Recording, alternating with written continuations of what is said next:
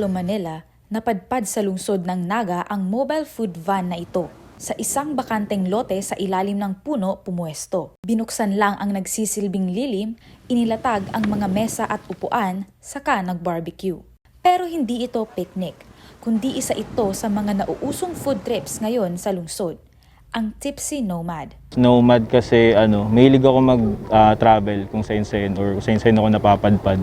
Mga smoked meats ang inihahain. Romantiko ang setup lalo na tuwing lulubog ang araw. Kaya patok ito sa mga customers na naghahanap ng maaliwalas, tahimik at komportableng kainan. Cozy tapos payapa lang. Ayon kay Mark, hindi niya akalaing magugustuhan ang simpleng ideya na ito sa pagninegosyo. Ma-work pa lang itong mga ideas mo na hindi mo ina-expect. Malapit sa isang mall sa Naga, matatagpuan ang isang bus na ginawang kainan, ang The Buzz and Tea and Company. Nag-start kami as group lang, good among friends, para, itong experience na traveling, na namimista, gabos, yaon na. Gusto ming itao si nafe-feel kang ordinaryong traveler na dainin dyan nagigibos ang unyan. And while doing that, by food, you can dine while having milk tea on the side. Bukod sa maraming food choices gaya ng peri-peri, barbecue, burgers, nachos at milk tea, nakaka-relax ang food bus ayon sa mga kumakain dito.